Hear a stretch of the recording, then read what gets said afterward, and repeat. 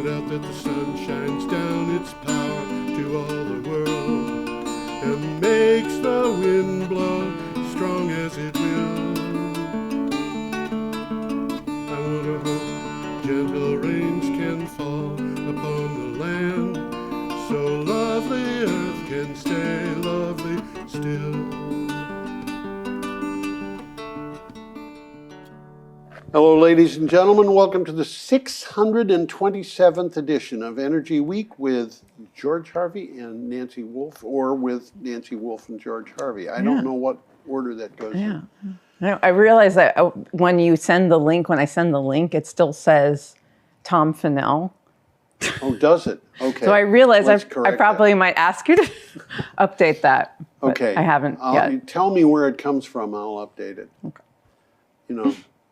Okay. This is a news aggregation show that we do weekly that takes news from my blog, geoharvey.com. And the blog is posted every day. And I've posted this blog every day since the 2nd of June, 2012. The day my gallbladder was taken out, I had sepsis. It had gangrene. Yuck. But Energy Week was posted. Yeah, and we had Energy Week. Yeah, we had Energy Week in the most emergency. You know, you had been. You know. Oh yes. There was that time too. You know, it's important. Happens. It's something. One of the things CORE made clear to me was it's very important to be consistent, and that includes getting the show out on time. Yeah, and CORE was the ED, executive director here for. She was great. Quite a while. Yeah, she was wonderful. Great. Anyway, this comes from geoharvey.com, geoharvey.com. You can go to that particular website to find links to the articles that we're talking about. We keep you apprised of what the date is of the articles so that you can get to the right place there. But there's somewhere on the screen, for most people it's going to be scrolling down. I was surprised to find on one occasion that you had to scroll to the right. Oh, maybe another kind of I think it device. Was in another world. But you know, computers, they do weird things. Weird things. You can go to a place which in this particular case will be called tinyurl/energyweek 627, and that will give you a list of just the items that we're talking about, and you can go straight to the thing that you want and find the link to the article and read the article. So that's where we are. Yeah. So our first article, should we just go to the first article? Let's go to the Our first first article is from PV Magazine USA. Yeah, and the headline here is anti-solar bills die in Texas House. Every time I read this, I read not anti-solar bills, but anti-social bills. Sorry, it's just what comes into my mind. 3 anti-solar bills, SB 819, SB 388, and SB 715 appeared dead after failing to meet the state's deadlines that would otherwise allow them to progress. The 3 bills missed Saturday's deadline for legislation that was passed in the Senate to clear a committee vote in the House of Representatives. I forgot something, and that is, I should say, we're starting on the 29th of May here. This article is from the 29th of May, and we will finish on the 4th of June. And this story is an update from last week. Yes, where they were talking about these bills. An article they were talking about they've got to pass them really quick, and then other people saying we really don't think this is a good idea. Yes. And well, seems one out. And we're going to have another article later on in this particular show about red states making a lot of money on green stuff. Yeah. Yep. So that's kind of to be expected. Okay, now we're up to this thing, which is from ABC News. Yeah, and so this is, headline here is Trump administration denies North Carolina request for Hurricane Helene relief at level Biden approved. Right. The Federal Emergency Management Agency, called FEMA, is denying North Carolina's request that the agency match 100% of state funds for Helene cleanup, says a letter sent by the acting FEMA administrator to the government of North Carolina. Now, when I read this, I said to myself, what does that mean? You know, it's one of these things where you have to ask, if you're dealing with a percentage, what is the percentage? What does it actually mean? And in this case, I reread the article kind of carefully, and I realized that what they had said was they were not going to give the amount that the Biden administration had said it was going to give, which was 100% match of state money. And the Trump administration is saying, we're not going to be that high.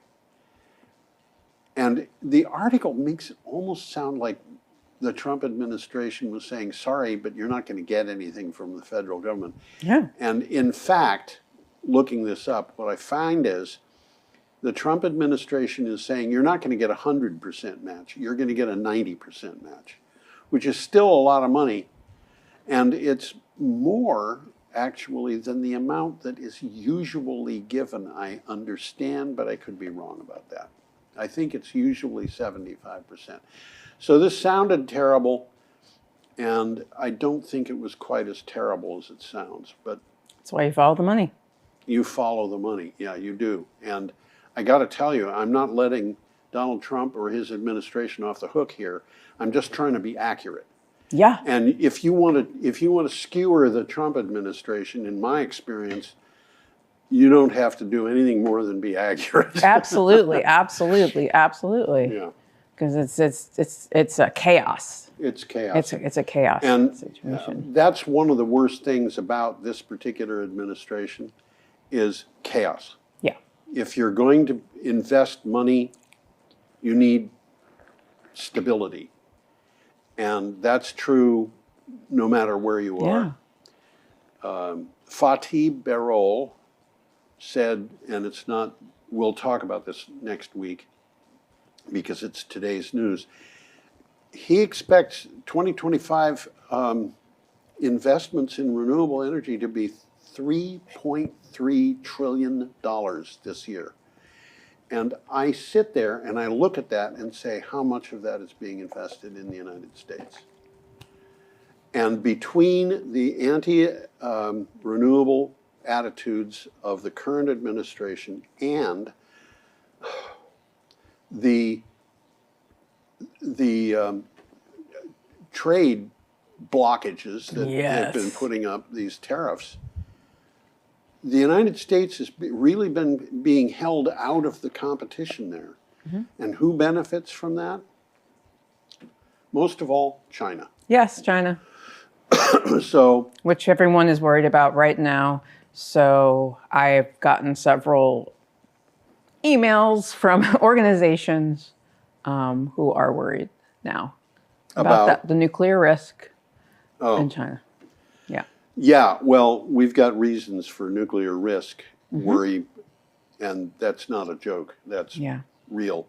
Okay, next item is from Clean Technica, and we have a DIMAG. I don't know how that's pronounced. I'm just guessing. Yeah, sounds about right. Mobile megawatt charging system. Yeah, so this is from Clean Technica, and the headline here is DIMAG Megawatt Mobile Charging System for Construction and Mining Industries. Okay, when heavy-duty trucks and mining equipment need diesel fuel at a remote site, a tanker brings it to them. But how do heavy electric machines get their batteries recharged? Well, the answer could be the DIMAG Mobile Megawatt Charging System, which looks like that. Which looks like it's a truck. Yeah. With no cab. Looks like a truck. It only looks like a truck. Yeah, it's probably got some robot driving it. It kind of looks like those, I know, I didn't play with these toy cars, but you know, the little toy cars, it kind of looks like one of those, like one of the truck versions of that. You mean like Matchbox? Like Matchbox. Oh, yeah. Just like a little. Okay. Should we go on? Yeah, let's do it. Okay. We have an item here from the Mining Journal. Yeah. And this is an interesting one. So we have the headline here is Red America is making money off of green energy. the wind industry is investing billions in Wyoming. Well, that makes sense because Wyoming has got good wind. But a state senator, Larry Hicks, proposed a temporary ban that, quote, puts a moratorium on wind and solar for the next 5 years, end quote. And then he said, and I'm quoting him again, it's a simple little bill, end quote. And the person who wrote this for Clean Technica said, a simple little 5-year plan? How do you say, oh, shucks, in Russian? And, you know, it makes sense to me. The conservatives are complaining about socialism. Yes. They do it all the time. And then they come up with stuff like this. Now, I was surrounded by conservatives when I was young, and I honestly think today most of them would probably be backing the Trump administration because that's what conservatives do. But if you were to take the stands of the Trump administration and write them down and hand them that stuff at some point in the past, they would have said, no way am I going to back that. That's socialism. That's anti-free market. And it is. It's anti-free market. I mean, yeah. You're deciding what industry is supposed to come, isn't that? Anti-free market. Yes, it is. If that's what you want, why are you doing the opposite? Yes, that's right. And it happens right now that the climate change objectives that liberals have, that Democrats have, fall perfectly in line with the free market that conservatives have in the past said, yeah, that's what we need. Yeah. So exactly. Where did this other stuff come from? Well, it came from people realizing that they can make a whole lot of money if they just forgot about the free market and tried to manipulate it. And that's not a joke, that's what happened. Yeah. Okay, before we get too deep into that, I want to come up with this. Yeah. And I should say, this is not an article. This is the first time this show has done anything, as I recall, that was not an article. It's just a notice that this woman, Judith Mulling, would be remembered in a service on May 31st. She died in January. But I'm going to ask Nancy to explain this. Yeah. So so Judith Mulling, she spent, I guess I'm going to change the camera. Did you know her personally? Yeah. Okay. Yeah. Yeah. Yeah. I met her several times, and just a sweet person like who was really open. Yeah. I've been working on a film, Rocky Flats, and she was extremely supportive and offering an interview or whatever, and was so gracious and grateful for having my camera there.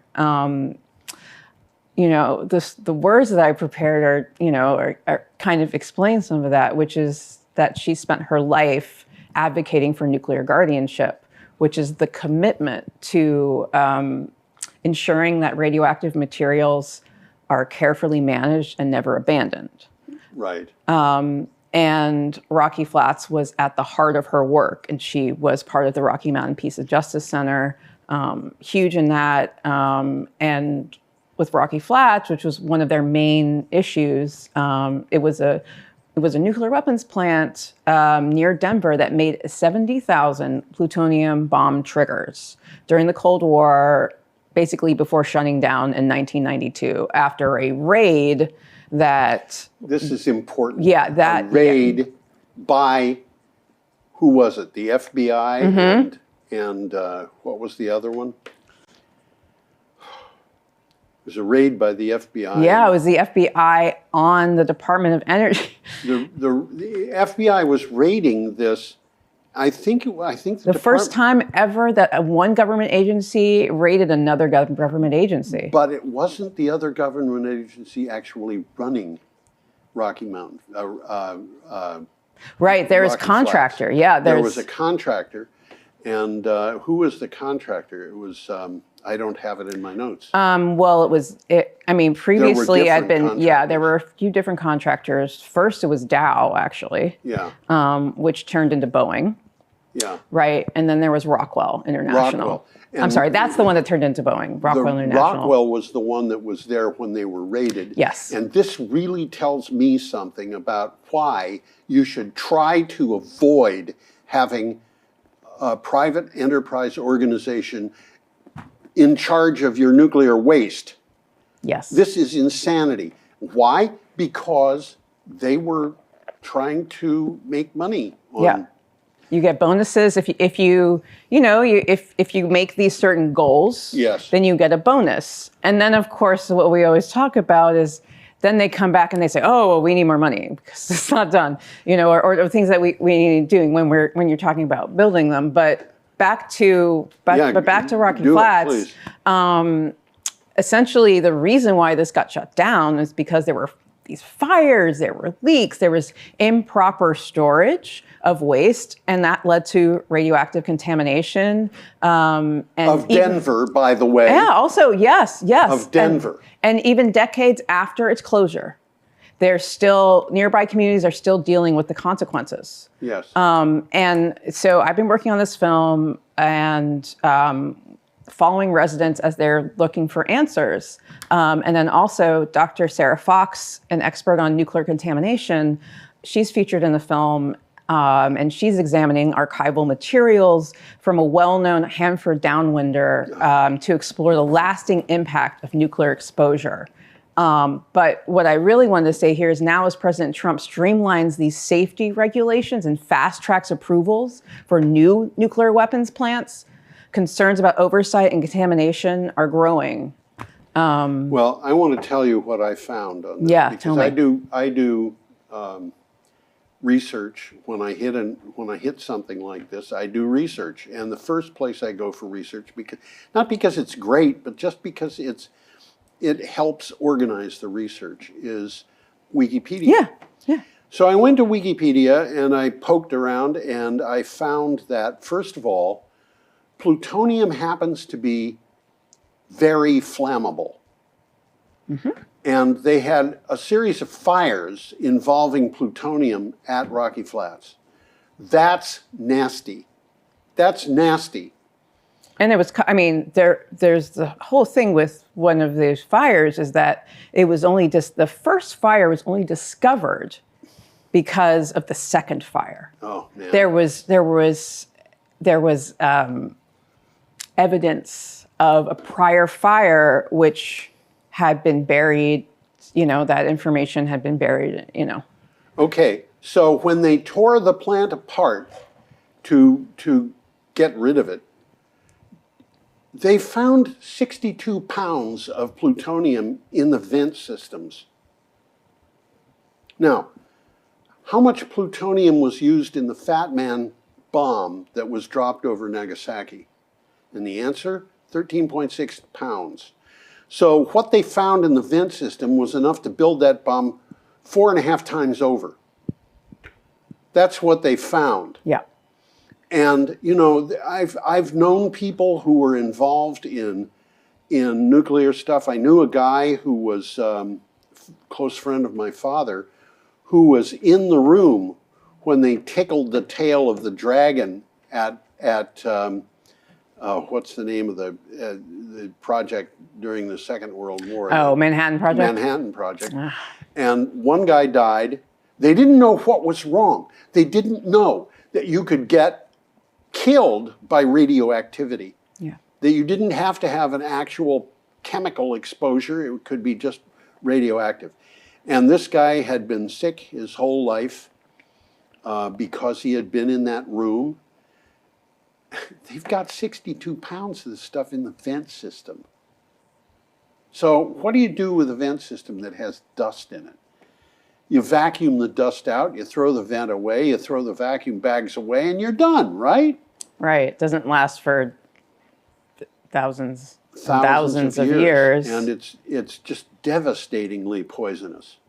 Yeah. Okay, Yeah. I hate to leave this article because this is important, but have you got more there? Yeah, I'll just say that my film is called, right now, our working title is Rocky Flats. It's probably going to change, but right now it's Rocky Flats. And so if you want to get involved or connect with me about it or Yes. just talk to me, you can just go to rockyflatsfilm.com. And There you go. and there you go. You see my face. So it's somewhere on there. Okay, our next item is from ABC News, and that picture is a picture of a village in Switzerland called Blatten.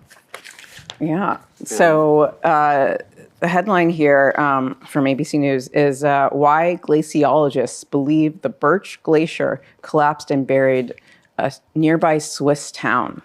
Blatten, a village in the Swiss Alps, was buried beneath ice, rock, and mud after a massive piece of a nearby glacier collapsed. The collapse likely occurred as a result of permafrost thawing underneath and along the sidewalls that surrounded the glacier. Now, this was predicted, and the authorities had the town evacuated long before the glacier fell apart. But I spent some time working on this, and that village in the picture here was basically buried, and that included. I think you can see over here. There's a building that's 5 or 6 stories tall. All of that was just buried. The mud was deeper than the spire on the church, and it just came down the side of the mountain, and that was that. And 2 villages that are up the stream from this are in danger. They're both evacuated because they're in danger of flooding, because the water from thawing glaciers is not going to get past this village until it figures out some way to get, move the mud around, which it might and might not. But this is a complete mess. And go tell the people that climate change isn't happening. We'll see what happens as a result. Unfortunately, Yeah. you're seeing what's Okay. happening. So we're up to Saturday, May 31st, and we have a picture of an HVDC, that is high voltage DC direct current converter station. Yeah. And So this is from Renews. the headline here is Acre Solutions nets Ballwind 2 Foundation deal. Acre Solutions is to provide the foundation for the Ballwind 2 offshore wind farm's 2 gigawatt HVDC converter station. Acre Solutions signed a contract with Dragados Offshore. Where do they get these names? Offshore. To deliver the steel substructure for the converter station for the project's grid connection system in Germany, developed by Amprion Offshore. So, yeah, work going ahead. Obviously, these substations and things are gigantic. They weigh a lot. I have no idea what that weighs, but it might be 10,000 tons. I just don't know. Looks pretty big. It's pretty big. Okay, on we go. On we go. Now, this picture is, I have a question for you, Nancy. Yeah. Is that AI generated? It's definitely not reality. I'll tell you that. I don't know if that's real, but I think maybe that's or it's just Photoshop. that woman I knew in Chicago who was so mean, just going nuts. Okay, this is from Clean Technica. Yeah. So you're in a new paradigm. Behave like it. Yeah, and I have to admit, I wrote this.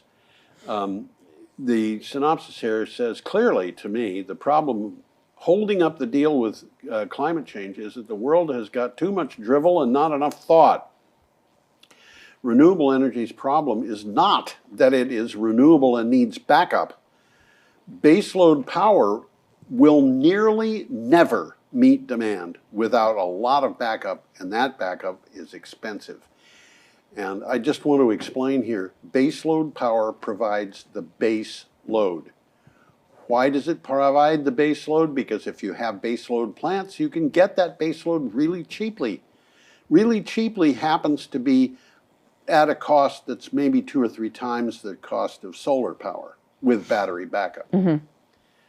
But it needs backup because otherwise you're never going to meet the load. And so, you know, I mean, it boggles the mind. You have people saying we're never going to meet our power demand unless we have baseload power. And they don't realize baseload power needs backup that sometimes costs 27 cents per kilowatt hour. That's what peaker plants cost. We should never have a peaker plant anymore. It just shouldn't happen. We should do better than that. Better is batteries. I don't know. And there are, you know, NextEra Energy has said it's going to invest entirely in solar, wind, and batteries. Now, this is a much more sane picture. And by the way, this picture is a picture of Sidmouth, which is a city in eastern Devon, about 12 miles from where I used to live. Yeah, I figure we might discuss that because I noticed, so the article here, it's from the BBC. Yeah. And the headline here is How the Seas Could Hold the Key to Climate Change. Fascinating. The counties of Devon and Cornwall are at the global heart of finding sea-based solutions to climate change. Their universities have researchers. Now, the universities would include Plymouth and Exeter, places like that. Researchers who study restoring seagrass and oyster beds look into seaweed as a sustainable food source. By the way, seaweed by itself in Wales is called laverbread. And Richard Burton, who was unashamedly Welsh, said that's Welsh caviar. And they ask how marine fungi can combat disease. I didn't know there was such a thing as marine fungi, but I've been reading about fungi that grow underwater. Anyway, It grows anywhere, I guess. well, you know, fungi does not normally grow. But Tad Montgomery told me that he saw a really beautiful fungus growing in a stream underwater in Washington State. And I thought, when I hit this, I thought, I should look into that. And I did. And they said that, the article said that they had described one about 12 years ago, which is after he saw it. But, you know, what can I say? Anything more on that? No, I just... no. These red cliffs, by the way, all along the English Channel, there are a lot of cliffs. And the White Cliffs of Dover are very well known for a bunch of reasons. But these red cliffs along the coast of Devon are very real. And, you know, there they are. And I can remember walking around, I don't know, maybe those very fields. I doubt it. But, you know, those cliffs just go on and on and on.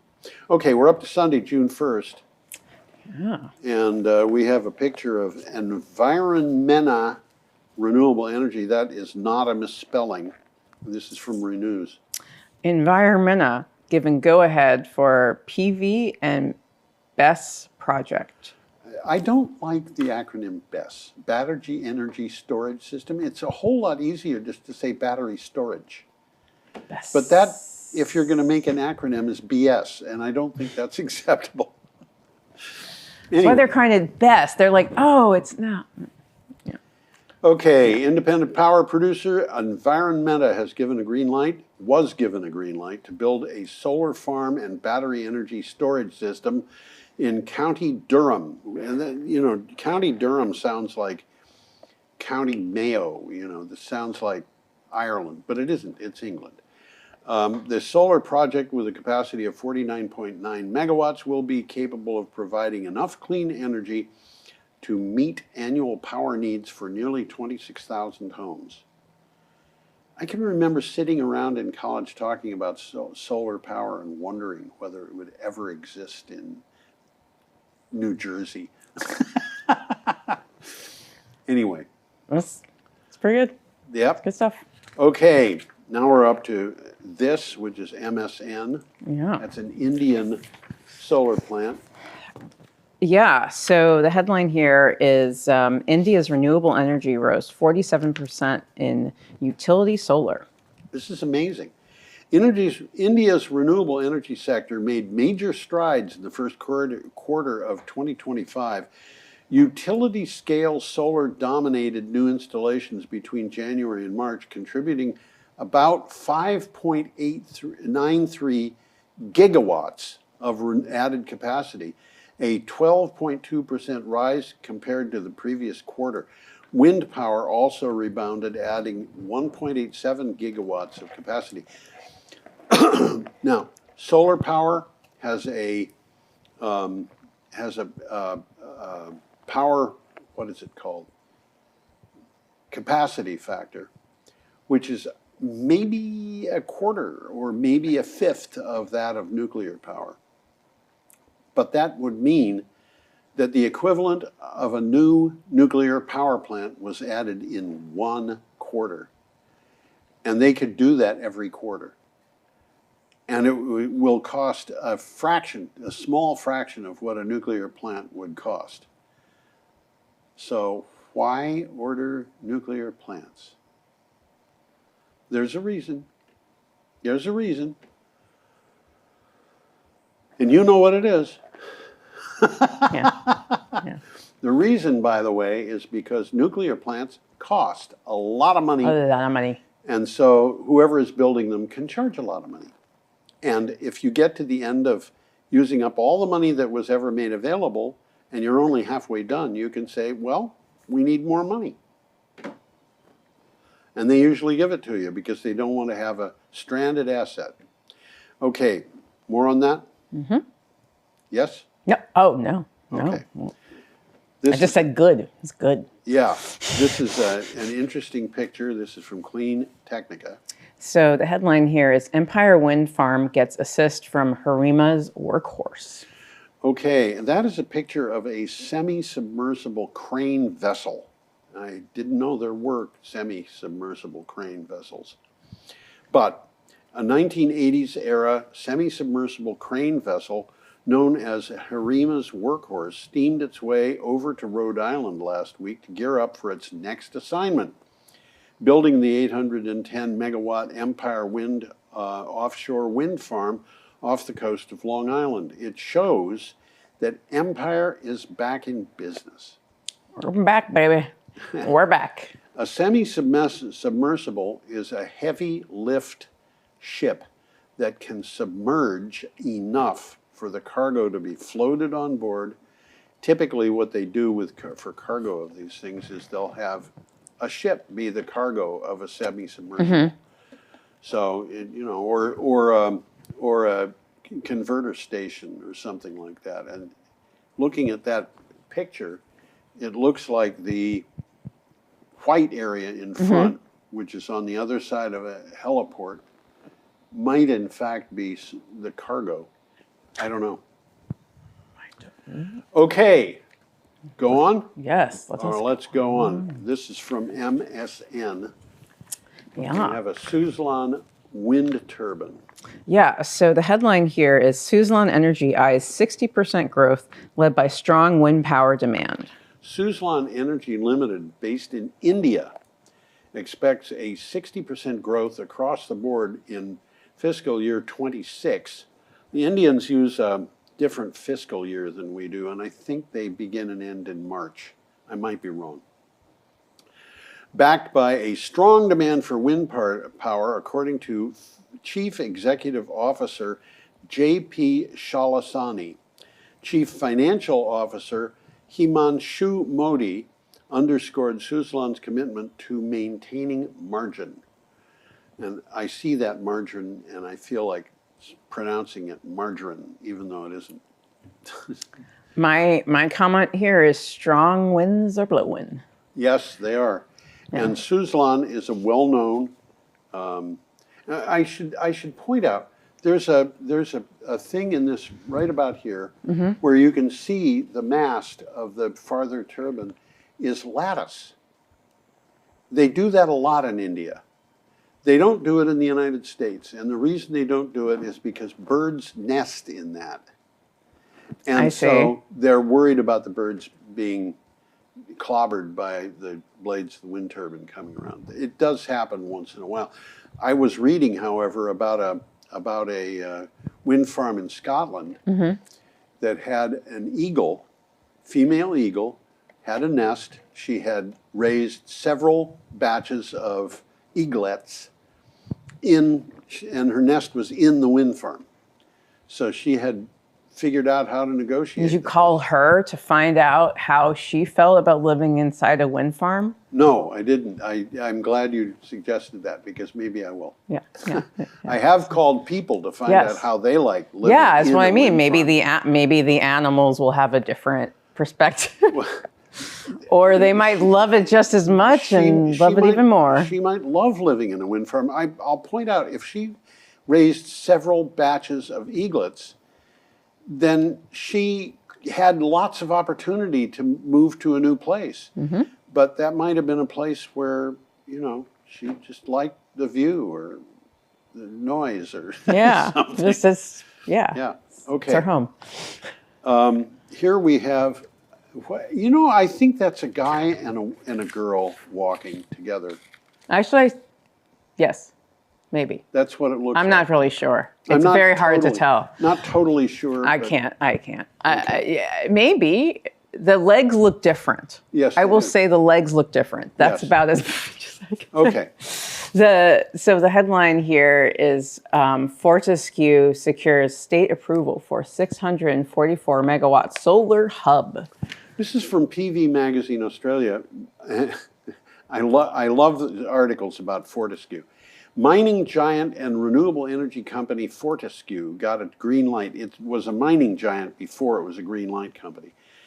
Green energy company got a green light for from the Western Australian government for a 644 megawatt solar farm. I'm not reading this right. That is to help power its operations in the state's Pilbara region.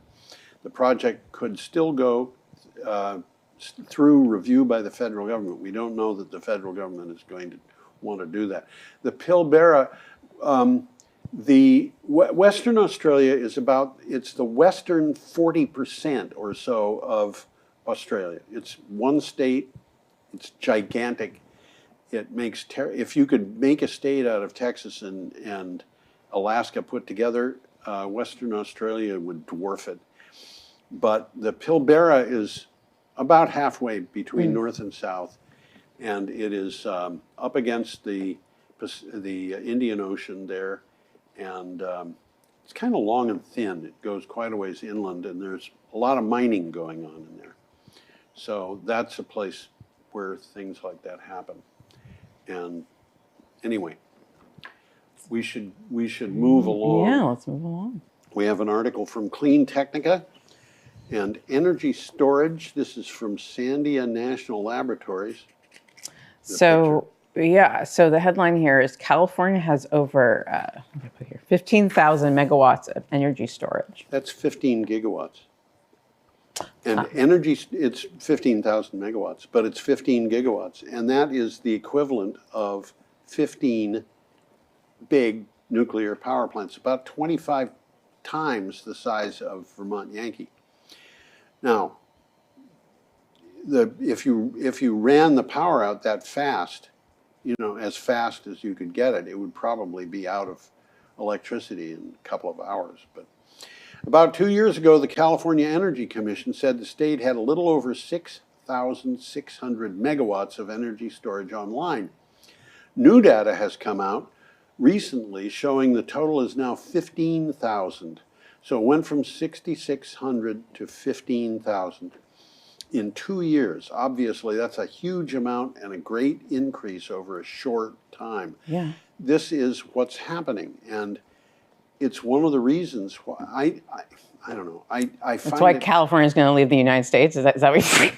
I find it difficult to imagine that we're going to have many of these small modular reactors built because they're so expensive and so slow building. And solar power and batteries and wind power are all moving ahead at rates that are leaving these things, nuclear things, in the dust. Yeah. So the question is, why would you build a small modular reactor when the electricity that comes from it is going to cost 4 times as much? And if people are worried about their impact, having an ability to control how much they use of what form could, having a grid or having solar on your roof. I mean, all these things are ways that people can Ordinary people. Ordinary people. Yes. Yeah. Okay. The next picture this is an aquaculture plant. Aquaculture? What is aquaculture? It means they're growing fish there or other products that you would find in water, and that might include seaweed. So the article, So this is from Clean Technica. Yes. And the article is, the world hit another clean power record for electricity in 2024. Despite an abrupt shift in energy policy in the United States, and I hate to say it, but Mr. Trump, the rest of the world is bigger than the United States. It is a big world, and lots of decarbonization of action is going on. A whole lot of decarbonization is going on. A whole lot. A whole lot. The think tank Ember, for example, ran the numbers and found that clean power, including nuclear, accounted for over 40% of global electricity capacity last year. Now, green energy is increasing at an incredibly fast pace. Yeah. Nuclear is not. No. But green energy is. And how are they getting that green energy online? Well, by replacing fossil fuel plants and, to a certain extent, nuclear plants. So we're in a different world than some people think. As I said, the strong winds are blowing. Yes, they are. Okay. We have an article from BBC. Yeah. So the headline here is how electric scooters are driving China's salt battery push. China is racing ahead of the rest of the world to bring salt-ion batteries, sodium-ion batteries, to the mass market. The batteries are being used for Vespa-like scooters. Do you recognize the name Vespa? Yes. Okay. It looks very similar to Vespa. Vespa, yeah. So young kids your age know about such things.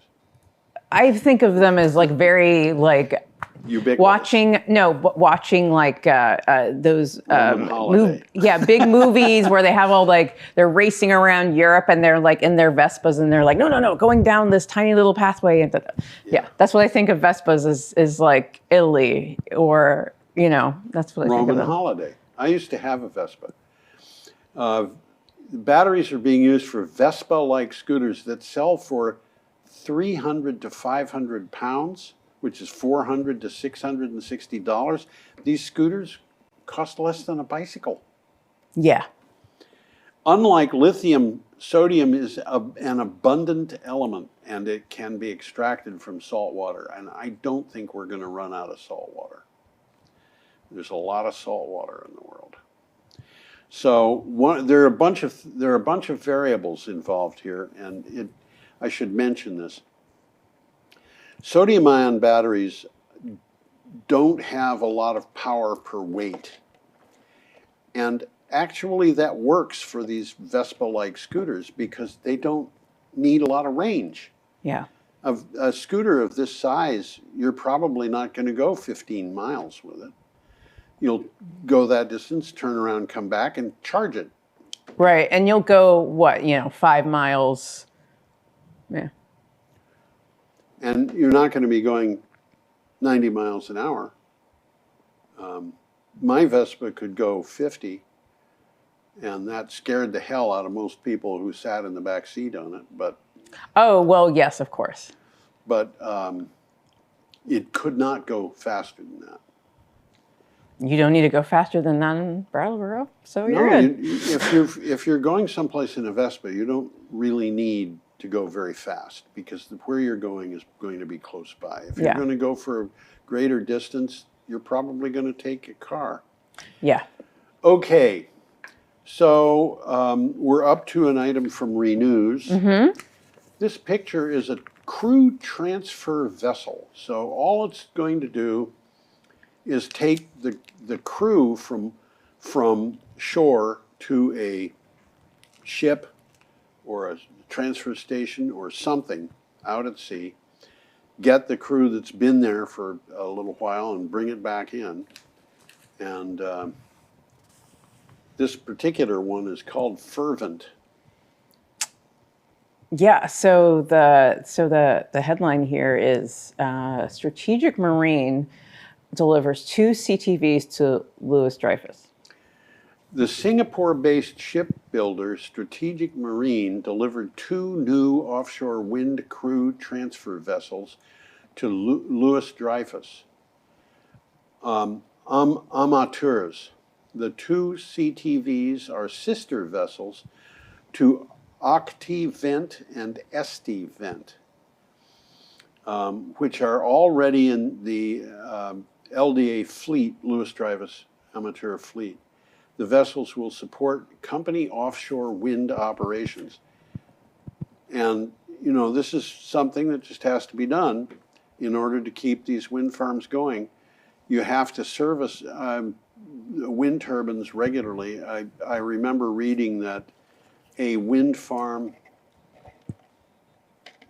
and I forget where it was or how big it was, but every turbine in the wind farm had to be serviced once a week, which meant that they had to go up and see that it was properly lubricated and properly, you know, operating within the proper temperatures and stuff.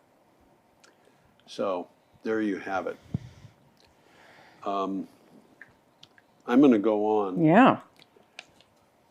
We have a picture here of tower sections on a ship, and this is an item from Renews. Yeah, so the headline here is Norgis RWE complete offshore wind tie-up. Norgis, or however you pronounce it, Bank Investment Management, acquired a 49% stake in RWE's 1.6 gigawatt Nordsee cluster and 1.1 gigawatt Tor offshore wind projects. RWE will retain a 51% share and remain responsible for construction and operation of both projects. The transaction is valued at around $1.4 billion. What's happened here is RWE was building these projects and needed money for something else. So they sold off a 49% stake in the 2 projects to a bank. And I think that's actually a fairly common thing, a practice, to sell part of a project that's being delivered or being put together so that other projects that they've got underway can be financed. And so there you have it. Mm-hmm. Okay, we are way ahead of schedule. We are way ahead of schedule. And we've only got 2 items left. I know. I noticed that. That's okay. It is. Okay, we've got an item from ABC News, and we've got a pond on a hot day. Yes. So here we have from ABC News. The headline here is Forecast for Summer 2025 shows hotter than average temperatures. Okay. The latest summer season outlook by NOAA shows hotter than average temperatures are predicted across much of the country in this case being the United States, this summer, with a greatest likelihood of extreme heat hitting swaths of the East Coast, the Southern Plains, and the West Coast. So basically they're saying the likelihood of extreme heat is in the East and the West, and about half of everything in between. It's kind of warm right now. It's kind of It's like, what, almost 80 degrees in early June or something like that? Oh, 90 degrees. Almost 90 degrees in early June. Yeah. They were predicting 92 degrees for today and 80 degrees yesterday. And we didn't get all that close to 80 degrees. I think it was more like, 90 degrees. I just did the same thing you did. Yeah. It is so weird to have 90 degrees in early June that it comes out as 80. It just doesn't make sense. And I don't know what we're going back. By the way, during this time of year, I should bring in some photographs of this, or I should write an article for Clean Technica about it and supply photographs so we can look at it. Where I live, we have plants that cannot take cold weather. And the most sensitive of these plants are Australian finger limes. They're limes, but they're limes that are shaped like your finger. I might fill up, of course. Okay. So we're going to do that. Okay. I had perfect placement for this whole show. Yeah, Until the end. Right now, it's just a small decoration. Yes, small decoration, exactly. These finger limes are interesting because they're about as long as your little finger and maybe as big around. And if you cut them in half and kind of twizzle the two ends, the little vesicles inside will fall out, and they're spherical, very firm, so they don't break apart, and make a mess. They just fall out. A couple of the plants that we have are make green fruit. A couple of the plants make red fruit. And when these vesicles fall out, they look like caviar. So they're called, in Australia, they're called citrus caviar. And citrus caviar sells for a remarkable price, about $100, 150 Australian dollars per pound. So this is not something that is, but Tori likes them. My landlady, she makes kale salad, and kale is not my favorite thing to think of as salad, but she makes a kale salad out of this. I've had it. It's really good. And sometimes she uses the vesicles of citrus caviar to, make it different and kind of delightful. And we have, we have Australian finger limes, Persian limes, Macrut limes. We have, and the Australian finger limes, I think we've got 4 different cultivars. We have blood orange, Meyer lemon, Eureka lemon, which is the regular lemon that you find in the store. Meyer lemon is not really lemon, it just looks like lemon. It's a sweet vegetable that is not tart like lemon. And then we've got variegated lemon. Basically, I don't know how many citrus plants we've got, but it's probably 15 anyway. And then we've got a lot of other stuff too, figs, and it's a good fig plant, a good harvest from a good fig plant is a wonderful thing. Yeah. All right, we should finish this broadcast up. Yeah. Our last piece, we have a picture of a wind turbine and an article from Renews. Yeah, the headline here is Vestas turbine makes its debut. Vestas reached a milestone with its first successful installation of the 7+ megawatt wind turbine model. Installation of the first commercial V172 7.2 megawatt took place in Germany. The turbine, part of the company's Vestas platform, was delivered to customer LSF Energy GmbH and Company KG in Salzkotten. And here we're just seeing another Vestas Yeah. new turbine model, and two of those things would probably produce enough electricity for Brattleboro.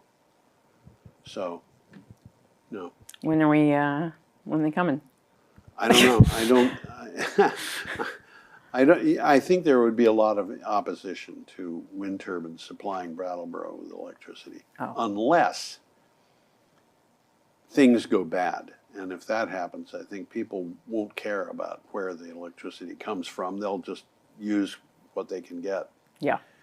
But there we are, and we're kind of at the end of the show, and we're going to wish that our viewers have an incontrovertibly gorgeous week.